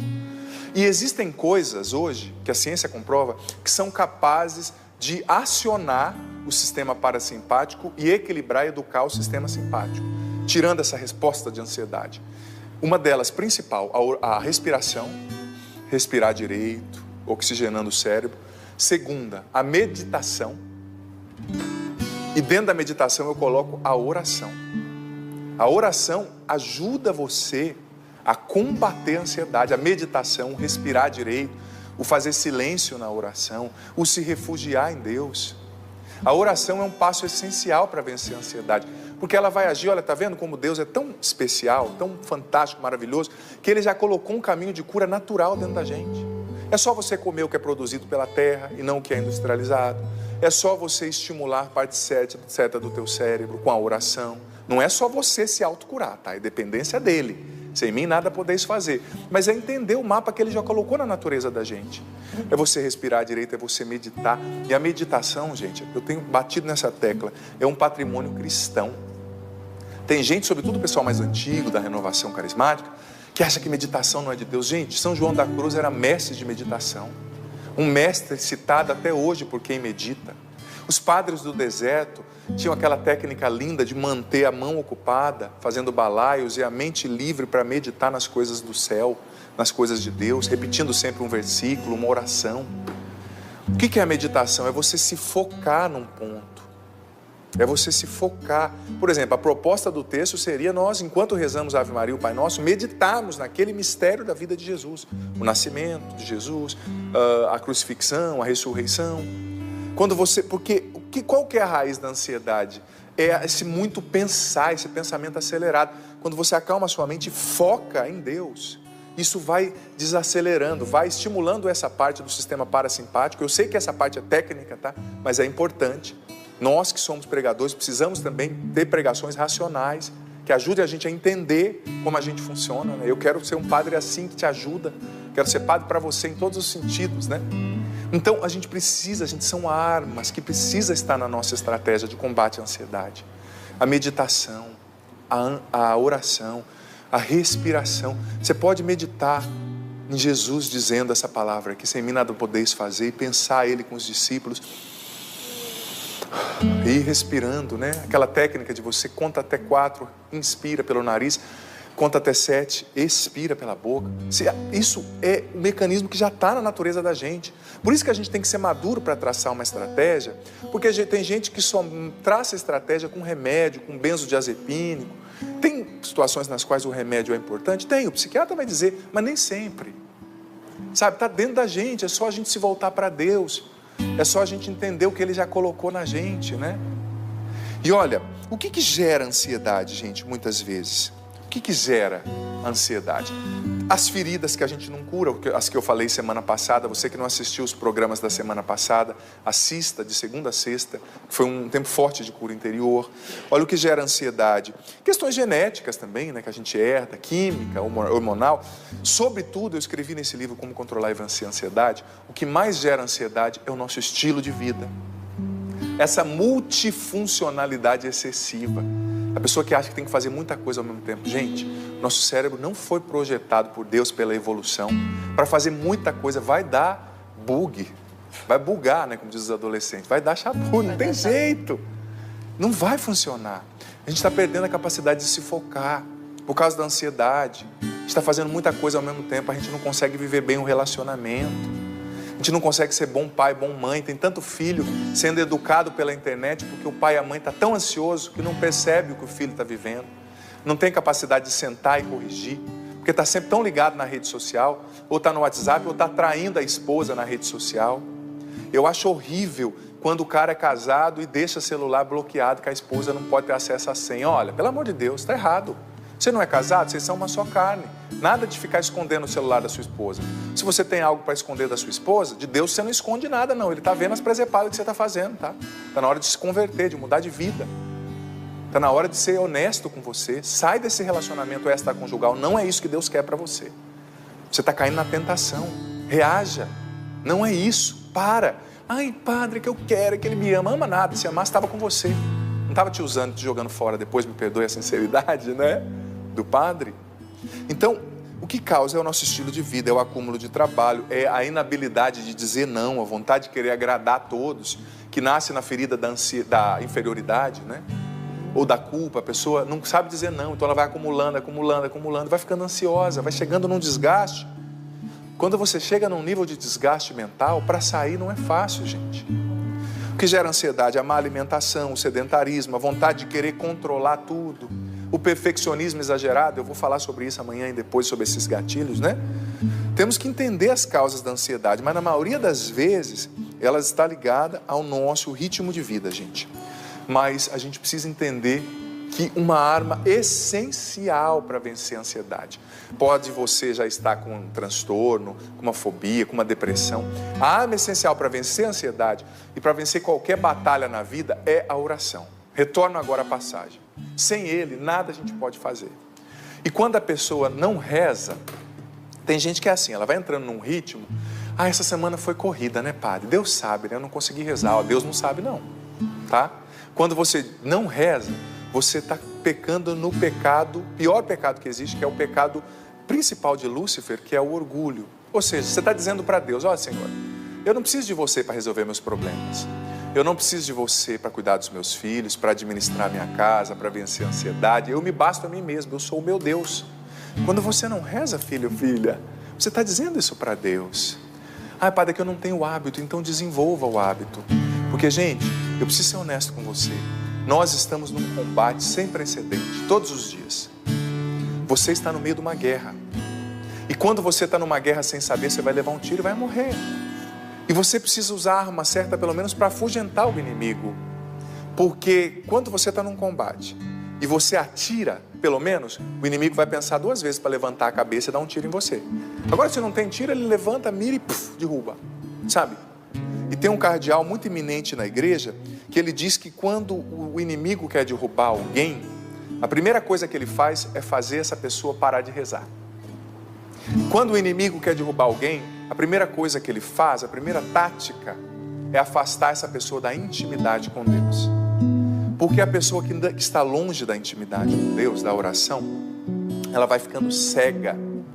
Pouco a pouco ela não vai vendo mais o pecado como pecado, ela não vai vendo mais o mal como mal, o certo como certo. Ela vai incorporando o caráter do mundo, ela vai se afastando de Deus, e tudo pode, tudo é normal, ela vai ficando cega. Quando o inimigo quer destruir alguém, a primeira coisa que ele faz é afastar essa pessoa da oração. Esses dias eu vi um documentário, me chamou muita atenção, até falei numa homilia, o jeito que o leão ataca para destruir. O leão, além de ser muito forte, ele é forte, mas ele não é bobo, ele é muito inteligente, né? E a carta de Santiago diz que o inimigo nos ronda como um leão a rugir, procurando a quem devorar. E o leão, ele é forte, mas ele sabe que diante de alguns animais, ele pode, se os animais se unem ali, né, numa matilha ou numa manada, ele pode perder. Então ele chega como quem não quer nada e vai só sondando o rebanho. E ele percebe justamente ali entre a manada, entre o rebanho, o búfalo, o boi, a cabra, que está mais fragilizado e mais afastadinho do rebanho, sabe? Mais longe do pastor ou do líder ali do rebanho. E de repente, ele traça uma estratégia, olha a inteligência desse animal, de correr de um jeito, de dar-se sabe, aquele susto, quando a pessoa chega e corre para o teu lado. Faz a experiência de encontro, não faz não, que pode dar confusão. Mas você está andando na rua, corre para o lado de alguém, a pessoa leva um susto e sai correndo. Ela nem sabe por quê, né? Mas o leão, ele traça a estratégia de correr de um jeito que ele faz aquele que está mais longe, mais fragilizado, que ele já estudou, já viu que está fragilizado, correr para o lado oposto da manada. Ou seja, se a ovelhinha ali, se o búfalo, se a cabra fragilizada corresse para junto do líder da manada, que é o mais corajoso, que enfrentaria o leão, ou para junto dos outros, o leão não atacaria assim, porque ele não é bobo, né? Mas ele dá aquela corrida, aquele susto para aquela ovelhinha desgarrada correr para o outro lado, sem ninguém. Aí é fácil. O leão vai na jugular e mata e come. E o diabo usa o inimigo usa a mesma estratégia. Eu sei que tem gente que não gosta quando fala do inimigo, gente, mas não dá para ser padre e pregador sem pregar a Bíblia. Só no Novo Testamento aparece mais de 66 vezes o nome do inimigo. Jesus falou dele e falou que a gente precisa estar atento da estratégia dele para vencê-lo, né? Você ignorar um opositor não faz você vencer, ao contrário, te deixa vulnerável aos ardis, à estratégia, ao ataque daquele opositor. Então, às vezes na vida da gente é assim. A gente vai se afastando do pastor, ficando longe da vista do pastor, que é Jesus. Não que Jesus não vê você, mas ele respeita a tua liberdade de querer se afastar. É o livre-arbítrio, ele vai deixar você. Você está escolhendo ficar nas mãos do destino, ele vai deixar você nas mãos do destino. E é ali que o inimigo te fragiliza e te ataca. E é quando a gente deixa de rezar que a ansiedade mais cresce. É quando a gente deixa de rezar que os anticorpos emocionais e espirituais caem, diminuem, que a depressão nos atinge, que os pensamentos suicidas vêm. Sobretudo você que tem pensamentos suicidas, depressão, ansiedade, você não pode deixar de rezar nem um dia, nem um segundo, sabe? Aí eu não tenho vontade, reza sem vontade. Nem que você reze ali na capela ou rezando o texto, olhando para o relógio, não vê na hora de acabar, mas reza. A oração melhor que existe é a sua. É a estratégia para vencer a ansiedade. E olha, a gente precisa rezar para vencer a ansiedade, a gente precisa rezar sempre. A gente precisa estar na vista do pastor. Quando você reza, você está dando a Deus a oportunidade, na oração, de atingir as raízes da sua ansiedade, de acalmar o seu sistema simpático, como eu falei do cérebro, de acalmar o teu coração, porque tem coisas que só Deus pode acessar dentro da gente, ninguém mais, só o Espírito Santo. Santo Afonso Maria de Ligório dizia: quem reza se salva, quem não reza se perde. Através da oração, Deus vai nos salvando de nós mesmos, dos nossos desequilíbrios, das nossas más tendências, pecados, da nossa impulsividade, da ansiedade, do ativismo que talvez já tomou a tua mente. Talvez esteja sendo difícil para você até me ouvir aqui, não consegue parar para ouvir. Tem gente que você fala as coisas para ela, a pessoa não ouve. Você está percebendo que as pessoas não ouvem. A pessoa não te ouve, aliás. Olha, saiba que talvez hoje você não esteja melhor, talvez hoje você não esteja menos ansioso, talvez hoje você não esteja mais forte diante da depressão, da traição que você sofreu, da perda de alguém. Talvez hoje você não esteja com mais resultados positivos na sua vida porque você não está rezando ou está rezando mal. É preciso rezar. É preciso rezar. Deus disse, Jesus disse, continuando aqui esse evangelho mesmo que o padre leu, que a gente precisa pedir para o Pai no nome dele o que a gente precisa, porque o Pai quer nos dar, para que a nossa alegria seja plena, perfeita. Deus quer te dar a alegria perfeita. Deus quer te dar o que o teu coração precisa, deseja, se for da vontade dele, se for realmente bom para você. Mas você precisa rezar, você precisa pedir. Gente, Jesus gastou tempo na oração. O Evangelho de Lucas, sobretudo, diz que antes de escolher os apóstolos, Jesus rezou. Antes de ressuscitar Lázaro, Jesus rezou. No Getsêmani, ansioso, em depressão, no auge da sua dor, Jesus rezou. Jesus passava noites em oração. Se Jesus, que era Deus, rezava, quem sou eu e você para ter a pretensão de viver a vida da gente sem rezar? Jesus, Deus se fez homem em Jesus para nos ensinar como fazer. E às vezes nós orgulhosos achamos que sabemos mais que Deus. Ah, não. A gente precisa, gastar tempo na oração. Melhor que gastar, investir tempo na oração. Tem gente que acha que oração é para fazer, é algo para se fazer quando você não tem tempo. Aliás, quando você está com tempo de sobra. Tem gente que interpreta que oração é algo para fazer nos feriados, quando você tem tempo livre, quando você tem tempo de sobra. Eu não tenho nada importante para fazer, então eu vou rezar. Está errado, a oração é uma prioridade, precisa ser. Eu e você precisamos ter uma rotina diária de oração, de leitura da Bíblia, oração do texto, de conversa com Deus, de meditação. No mínimo meia hora por dia, no mínimo. Claro, nós somos consagrados na Canção Nova, a gente tem uma regra de vida, 5 pedrinhas. Talvez você não tenha uma consagração, mas você também é convidado a entender como que a espiritualidade impacta positivamente a vida da gente. Quem reza se salva, quem não reza se perde. Jesus rezou, gente. Quem somos nós para não rezar? Quando a gente reza, a nossa mente se acalma, a nossa alma reencontra a sua paz e a gente recebe na oração a estratégia certa.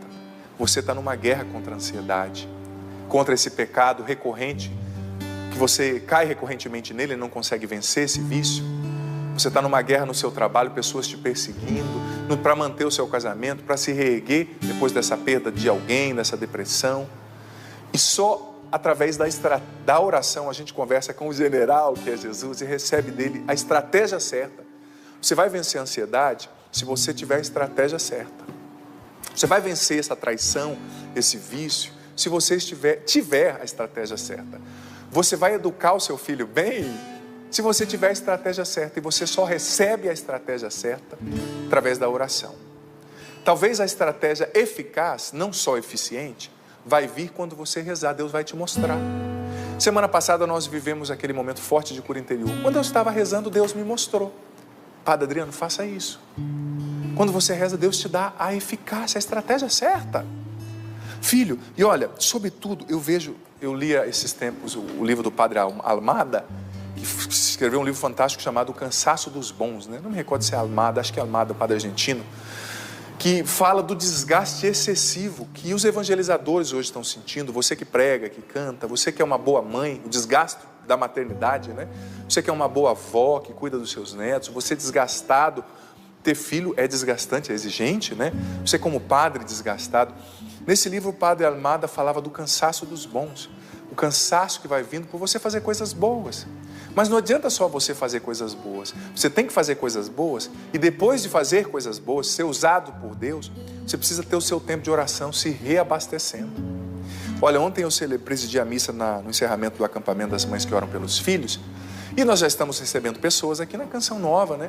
Depois da oração, acho que eu fiquei quase 1 hora lá, rezei por pessoas. A mãe do Gabriel, de uma criança, trouxe o Gabriel aqui, que nasceu sem metade do coração, um cardiopata, a criancinha, submetida a muitíssimas cirurgias. Ela queria falar com o padre, ela veio de Suzano para falar com o padre. Imagina eu ia dizer, não vou falar com você. Você não imagina, né? Você que assiste, às vezes acha que é aqui o sorrindo, é aqui a missa e acabou. Não, mas tem um antes, durante e depois. Antes da missa eu estudei por 2h30 para preparar a homilia, presidi a missa por 1h30, depois fiquei mais 1 hora atendendo as pessoas, depois cheguei em casa, tive que ficar mais meia hora rezando, porque eu fiquei atendendo, rezando, escutando. Na hora que eu cheguei em casa, eu estava tão desgastado, mas era um desgaste assim na alma, gente. Os meus irmãos que são missionários sabem do que eu estou falando. E eu desconhecia isso antes de ser padre, meus irmãos, mas com o padre é pior, porque antes, quando o padre levanta a mão e diz eu te absolvo, eu te abençoo, sai de fato uma força da gente, porque você recebeu um ministério, é Jesus agindo através de você. Ele age através de você, mas você é um ser humano, que tem uma constituição emocional, espiritual frágil.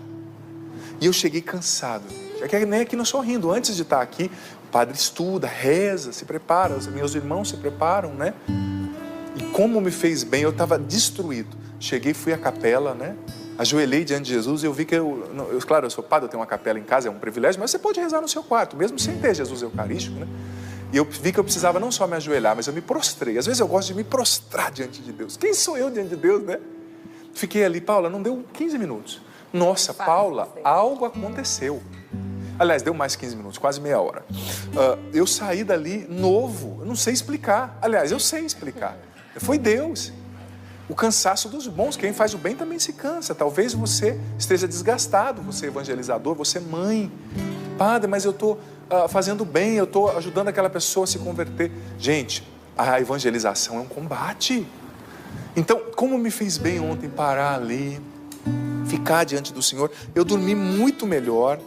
Eu dormi, sabe, eu desliguei mesmo no sono, mas por quê? Porque eu rezei, eu precisava, porque a força não está em mim, gente, a força não está em mim, e quando você não reza, é sinal que você está confiando mais em você do que em Deus. São Padre Pio dizia que não existe maior conforto do que aquele que vem da oração. Às vezes a gente está triste, buscando consolo demais nas pessoas, buscando que as pessoas nos entendam demais, nos reconheçam demais, nos justifiquem demais, nos aceitem demais.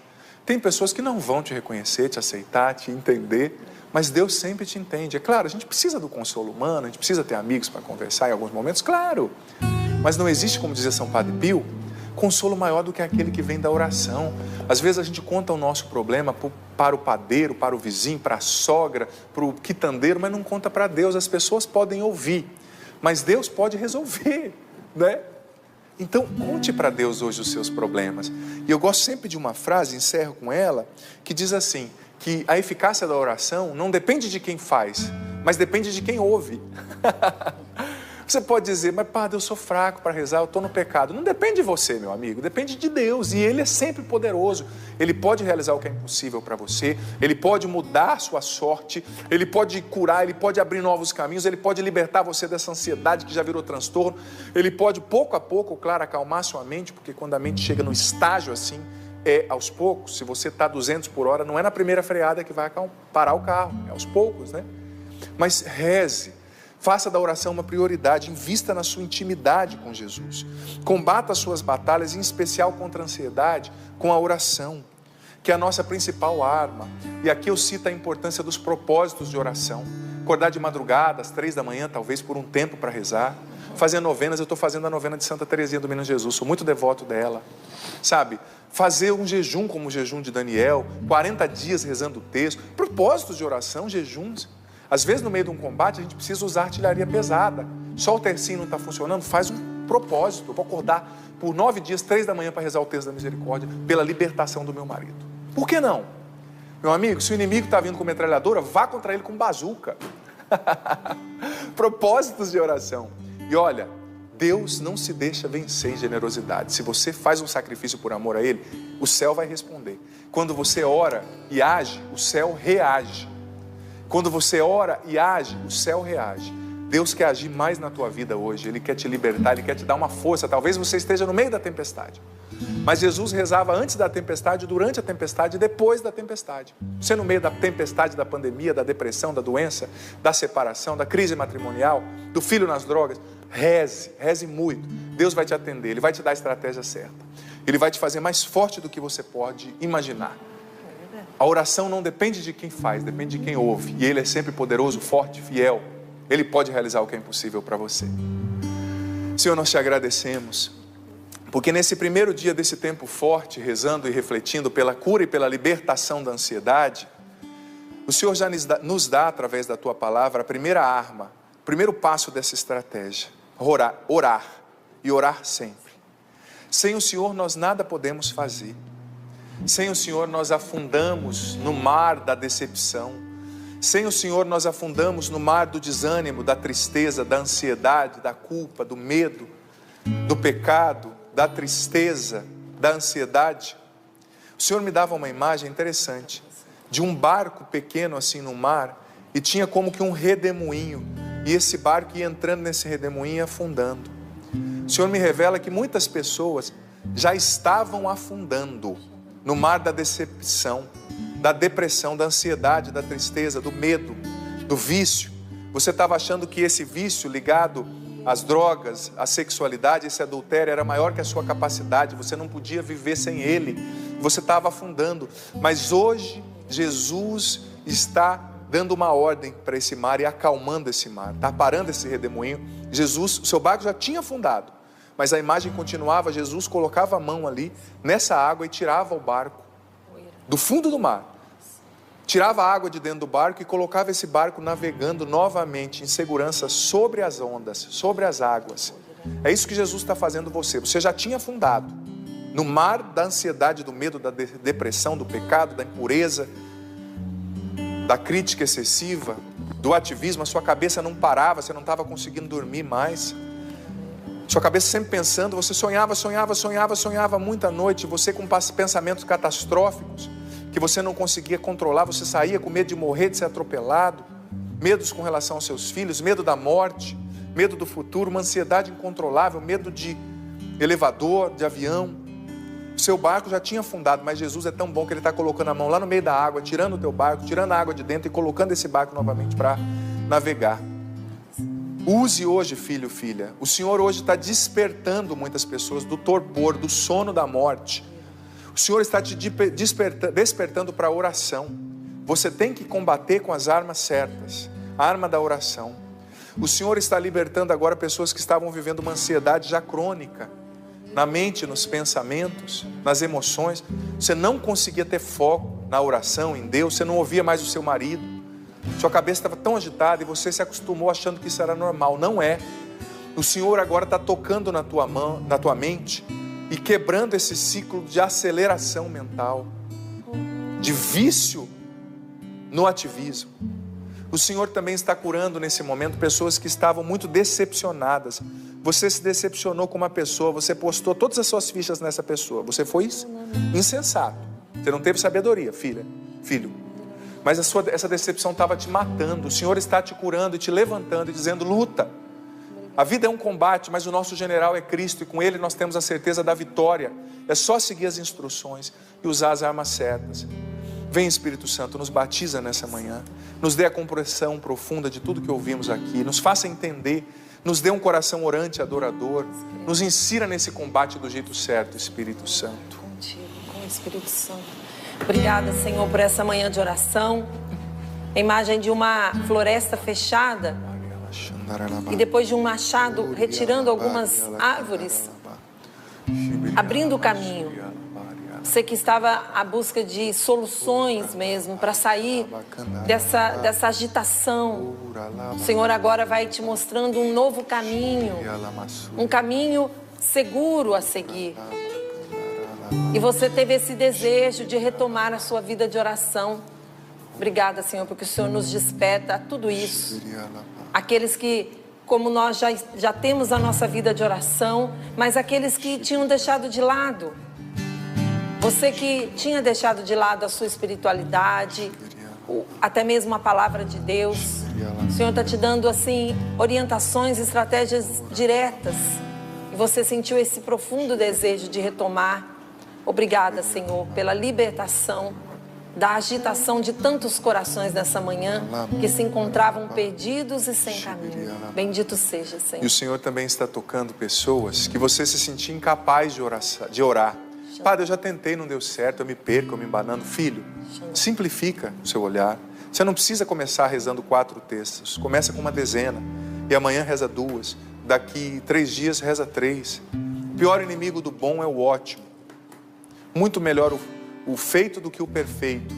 Às vezes a gente fica querendo fazer o perfeito e não faz o feito, simples. O pior inimigo do bom é o ótimo. Você não precisa sempre fazer o ótimo, faça o bom, mas tenha constância na oração. Nenhum relacionamento sobrevive sem conversa, sem diálogo. Você precisa ter o seu diálogo com Deus. Pode parecer rudimentar, simples, mas você vai ver que se você rezar mais, você vai receber uma força. E você vai começar a destruir, derrubar essa muralha diante de você, a vencer esses gigantes diante de você. A oração é o primeiro degrau, o primeiro passo, o primeiro degrau para a vitória. Obrigada. Há uma promessa que quer se cumprir em meio a nós.